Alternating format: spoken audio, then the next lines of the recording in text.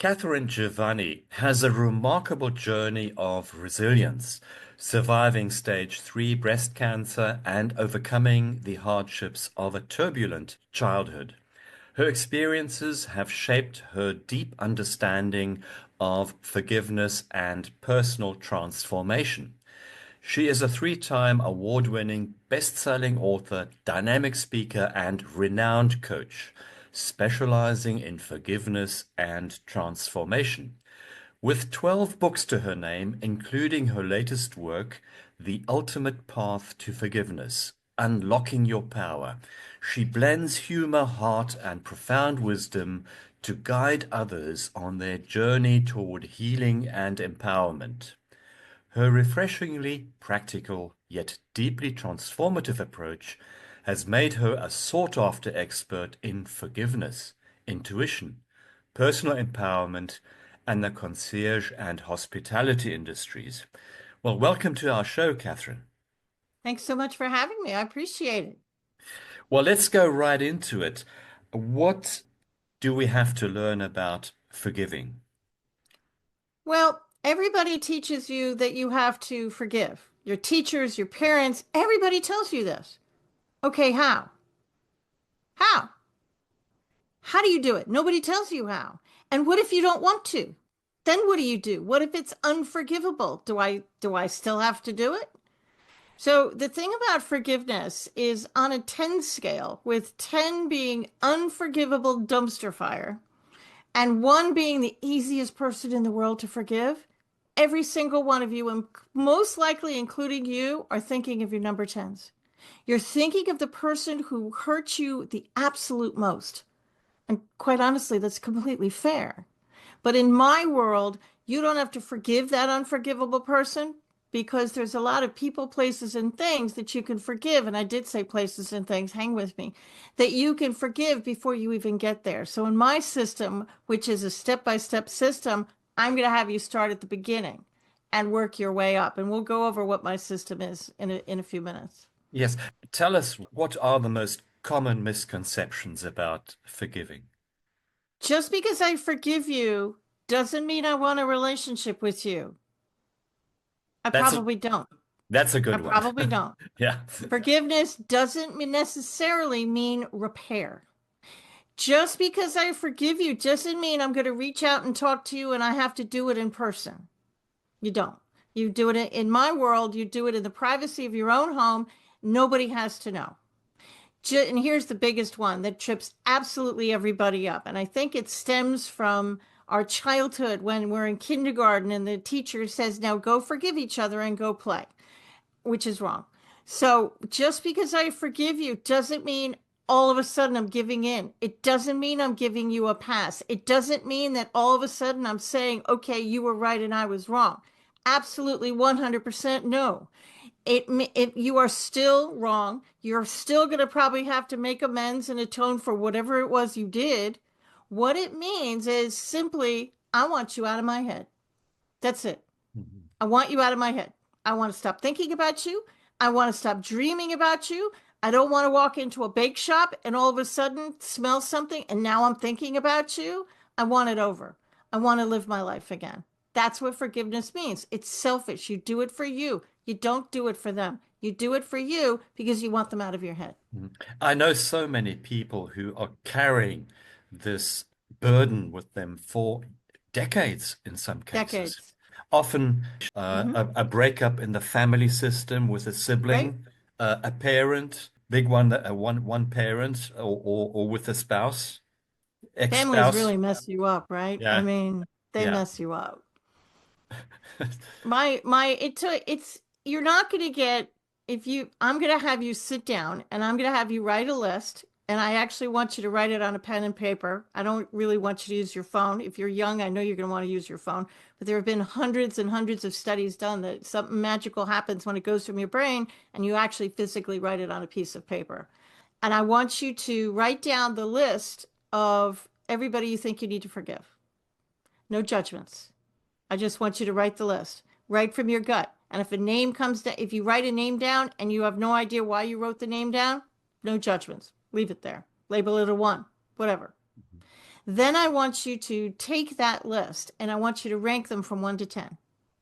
Now you could have 20 number fives. I really don't care. You could skip a number. I also don't care. This is your list. And then I want you to start with the number ones and I want you to work your way through the list using a very specific mantra that I have. And the unforgivables are the people you label as an 8, 9, or 10. They're a bear. This is a marathon, not a sprint. And it's like an onion. It has many layers. You're not going to get a number 10 level person. Let's say we'll use my father as an example. I have forgiven him, but it took me months because you're not going to get my dad, who was a level 10, down to a 1 overnight. Not going to happen. Mm. How long does this process take with the tens? It depends. A lot of people will look at me and say, I have forgiven them. I have done the work. You have. Absolutely, you have. But there's one piece that nobody thinks to do. Einstein proved without a shadow of a doubt that energy is neither created nor destroyed. It just transforms from one thing to another. So when you get angry, you assume your anger just dissipates into the universe, if you think about it at all, which you probably don't. It doesn't. It hangs around your energy field. And it's not going to move until you clear it. Everything in our world has an energy field around it. Even this little, my little silver microphone, which is not a real thing, there's energy around it. So Mhm. the reason these people are not staying forgiven, even though you've done the work, you didn't clear the energy. Mhm. You didn't forgive the energy around the person. So how do I notice when I haven't forgiven? There's an old saying, and I'm sure it's in your country as well, but there's an old saying that's been bandied around for centuries: you forgive and you forget. That's a misconception. I'm from New York City. Your girl here is not going to forget anything. Most of us don't. But what I can promise you is when you use my system, and it's about 7 steps, give or take, it's going to neutralize the emotional energy. You're not going to forget, but it's going to remove that emotional charge, so you won't care. I stumbled across an ex-business partner's name on Facebook last year, and I have done the work, and I stared at her name, and usually that would require somebody from pulling me off the ceiling for about a day because I kind of get grumpy. I didn't care. I stared at her name for a very, very long time. I didn't care. I could go to a party and see these people. I'm the queen of talking about the weather and sports and keeping the conversation on you because I don't care. It doesn't bother me anymore. Mhm. I come from a very dysfunctional background, and I used to be able to tell the stories and my story. And look, I'm a survivor of alcoholism and all these things. I've been sober for 35 years, so there's a lot of stuff back there. And now I can look back into my past and I can actually see the love that's there. So I have kind of changed my past. Now I could regurgitate, and I use that word purposely. I could regurgitate all of those nasty experiences if you really wanted me to. I could sit down and really think about it, but they're kind of gone now. So the reason I'm saying let's talk about the unforgivable. So we'll use my dad as an example. Sorry, Dad, but good example. My family's mostly passed on, so it's easy for me to do this. And because you don't have to reach out to people, you can forgive dead people. If they're alive and well in your head, you can forgive it.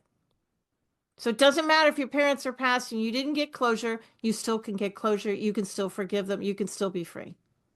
So my father, who has passed away, let's say you're driving to work, right?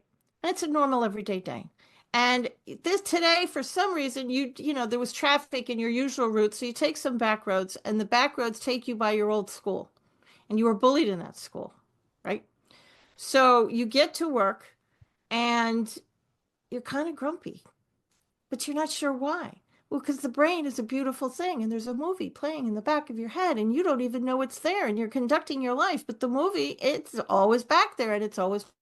But today, you're aware of it because out of the corner of your eye, you saw the school. So you get to work, and you're grumpy, and you're cutting people's heads off, and everybody's like, "Did you not sleep? What's wrong?"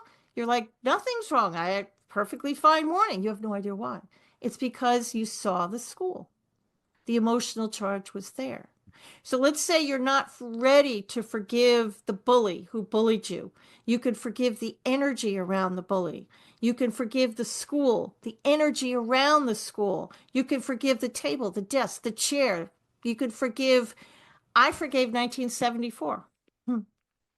Why did I forgive 1974? Because that's the year I was in the eighth grade. My parents were very pickled people, both alcoholics, and I tried to commit suicide. Now, I did pick apart the memory and I forgave all the energy and the people. It was still bugging me. So I forgave 1974. It took me a long time to forgive dad. So I would pick apart memories of Thanksgivings and Christmases. And I would forgive the other people at the table. I'd forgive the table. I'm actually not kidding. The energy around the table, the chair I was sitting in, the building where we were. And it's just enough to get that number 10 maybe down to a 9, but it's just enough to allow my brain to pay attention to something else. But Mhm. I want you to start with the easy ones. You put your hand on your heart, and the words are just for the stupid humans. It's the energy behind the words that's really the magic. And my mantra, you don't have to burn incense unless that's your thing. You don't have to hold any crystals unless that's what you like to do. It's a real simple thing, and I want you to imagine the person sitting in front of you as they were when you knew them, not the adult. Maybe you're talking about a kid in the sandbox. Remember the kid. And then you could say anything you want to them. Let them have it. You're alone in a room with your cell phone muted or off. Say what you want. And then I want you to say, I completely forgive Martha. I forgive the energy around Martha. I completely forgive myself. I forgive the energy around myself. I completely forgive the energy around the entire situation. And so it is. Amen. So help me God. Godspeed. I don't care. End it any way you like. Tack on anything you like. And then check in with your body. You still angry? Is your number one a 0? Great. Cross it off the list. This happened to a friend of Yeah. mine. She was a number 3 person, and she did that first round, and she checked in, and she was pissed. Went up to a 7. Why? Because the brain is a marvelous instrument. It Mhm. protects you. And she did it, and the brain was like, ooh, she's ready. I'm going to Yeah. open up that back closet that's been closed for decades. And I'm going to flood you with memories. Now you have a no, Mhm. now you have a new list to forgive. Mhm. This is many people call this shadow work because you're dealing with the shadows. And it's going to take a minute, but it will change your life. Mhm. You just touched on an important point, forgiving the self.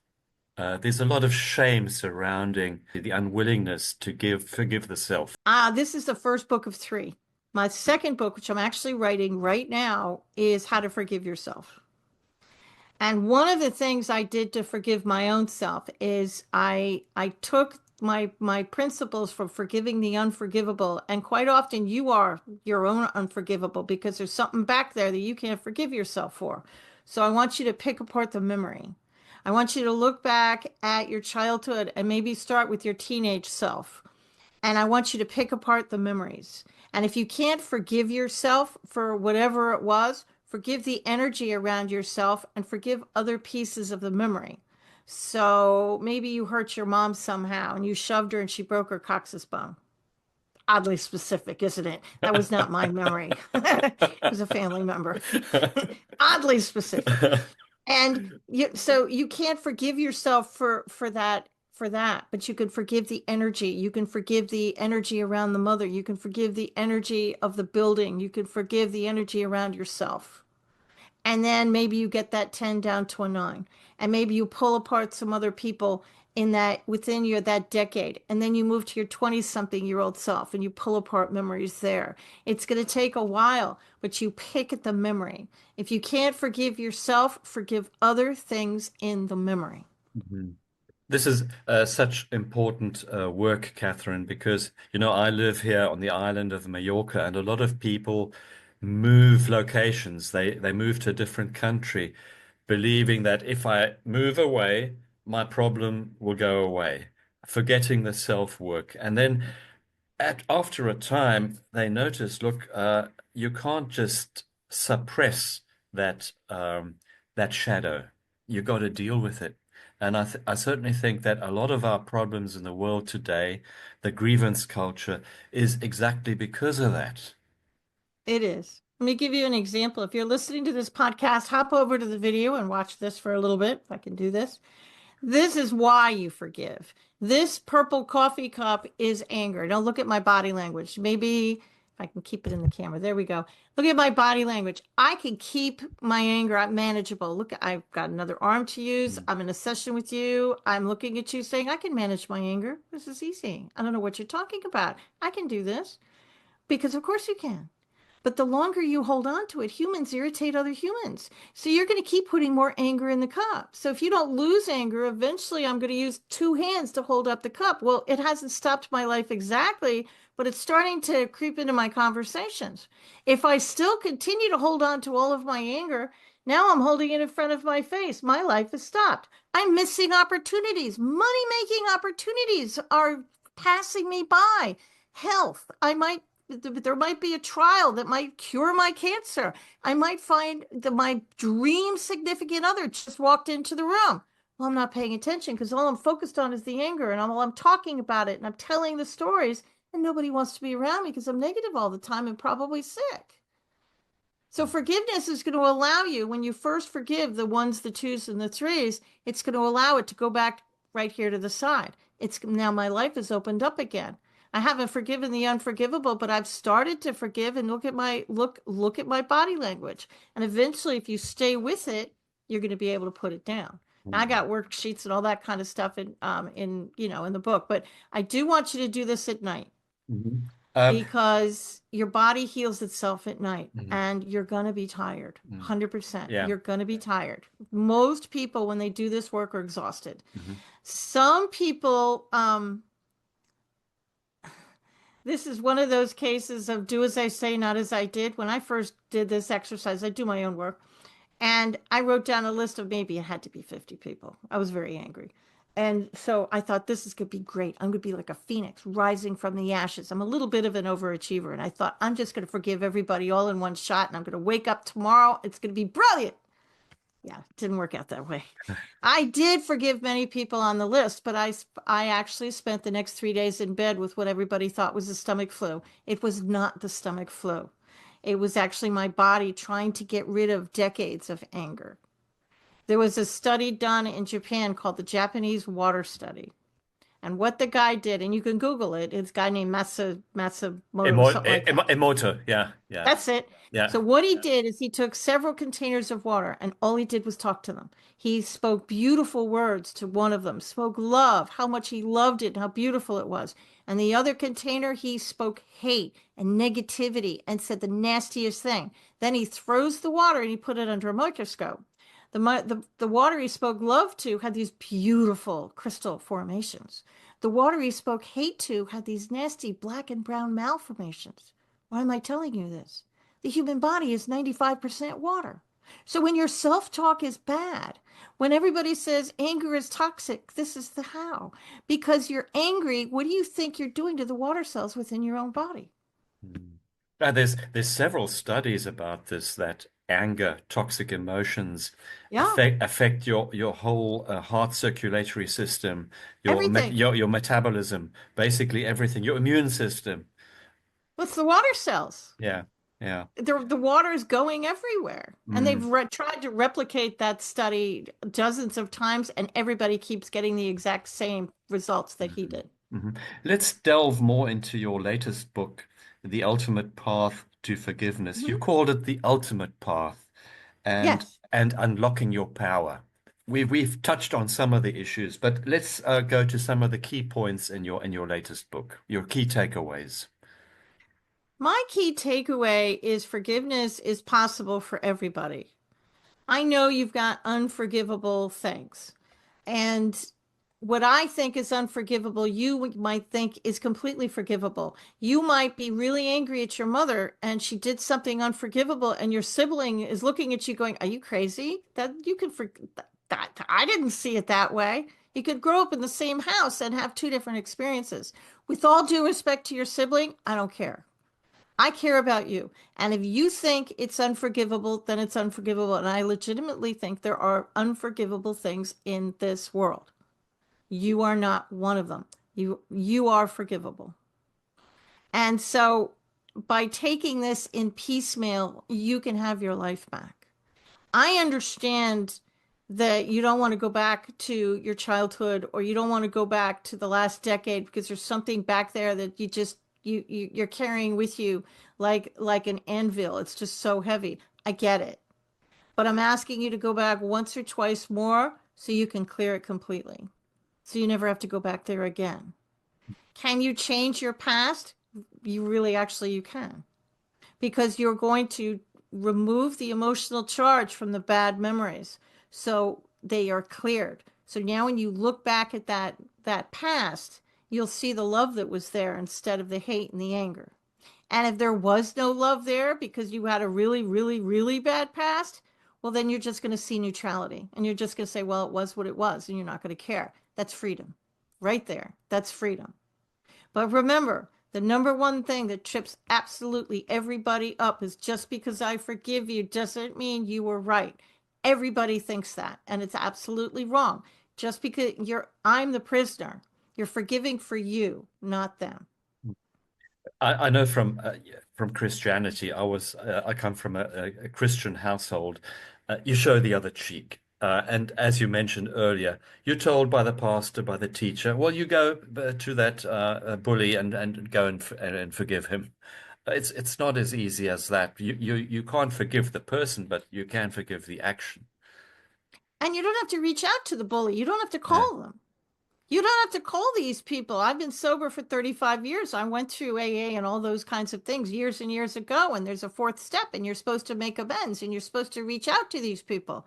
Uh, I am an extroverted introvert now. I was not back then, painfully shy, painfully shy. And the idea, and remember, back in when I'm there, back when I was a kid, there were no cell phones. I would have happily texted people, happily, but we didn't have it. We had to call or go see them. Mm. And I didn't want to go see or call somebody that had the potential of yelling at me. Why would I want to do that? Hmm. I had no desire, but you don't have to here. You don't have to tell anybody. And you're going to start to feel better. Coffee will smell better. You're going to start to pay more attention. Why? Because you're not paying attention to the anger. So here's another point. No disrespect to men. Please don't email me. It is what it is. But I did have a gentleman come up to me and say, I have gotten great success and wealth, and I've built it on anger. I've built it on my platform, and I,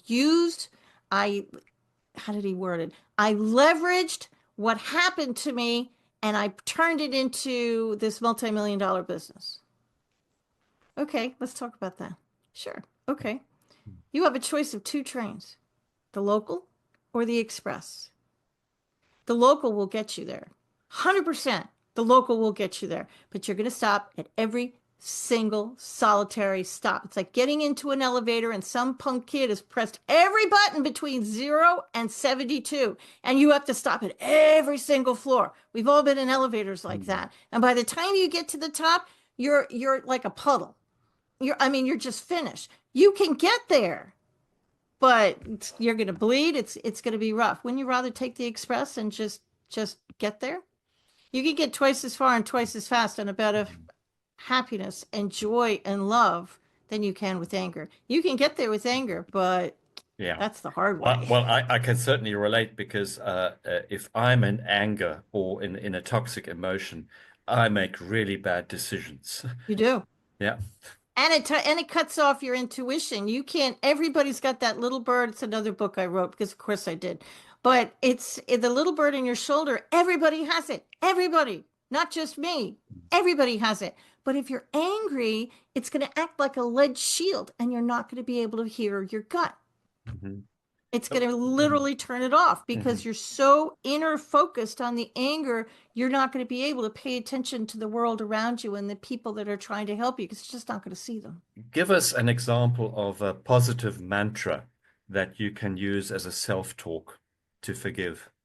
If you are having trouble with everything I say, I want you to say the following for the following mantra for the next week. I completely forgive myself for not being able to forgive and the energy around this thought. Say that every day for a week. Mhm. What's going to happen? Yeah. You know that back closet Yeah. in your mind that I was talking Mhm. about? It's going to open. That's so important, Catherine. Can you just repeat that, please?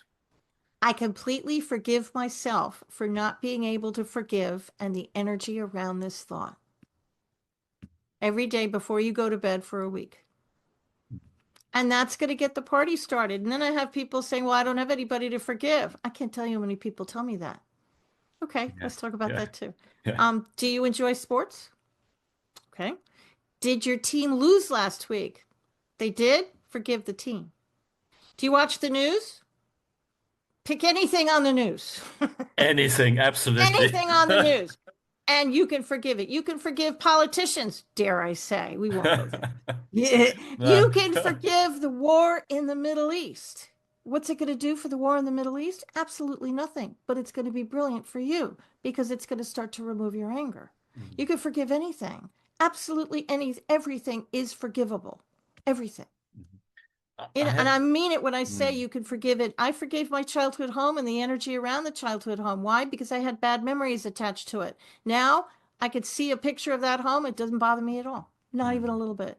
How do you know you've forgiven? Because when you look at that person's name or you run into that person somewhere in the world and you don't care, it yeah. causes no emotional reaction in you. That's when you know you're free. You don't Mm, care good, you don't care bad. You really just don't give a blank. That's freedom. That's what I'm looking for. I'm looking for neutrality. mm. On the one hand, so easy when you talk about it, but also so difficult.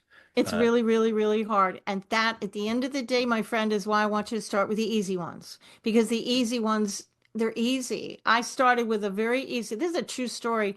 And I'll say it quick, but it's going to stretch people's brain a little bit. Might be painful. Just stay with me. It's like the law of gravity. The law of gravity will work whether you believe it or not. It doesn't care. And you can call it anything you want. It also doesn't care. The law of forgiveness is the same. So I sat down in my bed and I was alone. This was like 20 years ago. And I decided I'm going to forgive a childhood friend of mine. Couldn't even remember why we were angry.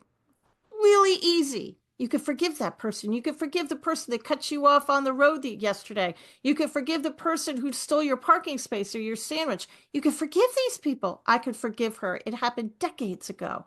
Hadn't heard from her in over 35, 40 years.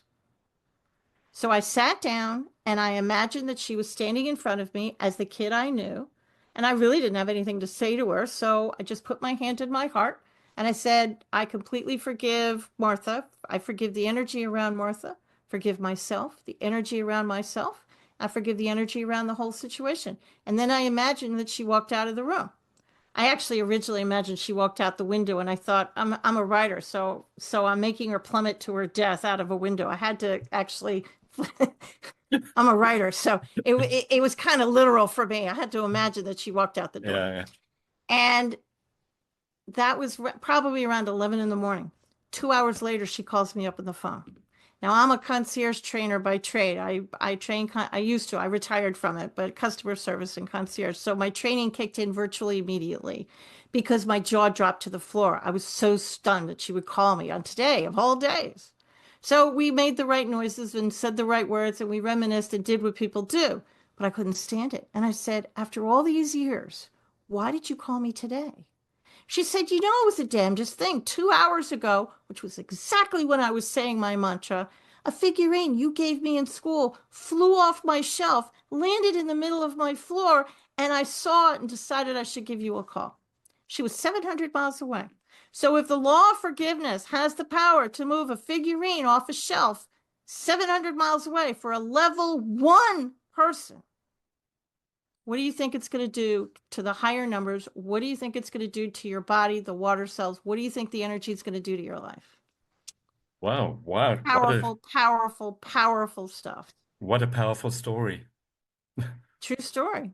Our time's run out, Catherine. It was great talking to you, and your work is so important during these times when there's so much grievance, so much shadow in the world. And I want to acknowledge you for this work. What final message would you give to our audience on creating more resilience during these times? You are worthy enough to live a life of joy. You are worthy enough to live a life of happiness. We're never meant to live in a refrigerator box in the street. We're not meant to live in lack. We're not meant to live in anger. You are worthy enough to have the life of your dreams. It's your birthright. And it's just a matter of starting small and working your way up to the big stuff. Because forgiving the little things is going to make a huge difference. It's just like customer service. Everybody can do the big things. It's the little things that make the most difference to people. This is the same thing. Your book is available where all good books are sold. It is. You can get And it on Amazon. And my younger son, who I'm still speaking to, actually did the audiobook for me. It's not as easy as you would think, to be honest.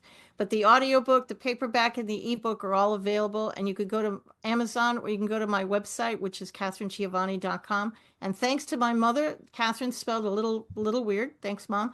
Katharine Giovanni.com.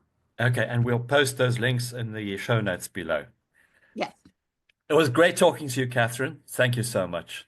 Thank you so much for having me. I appreciate it.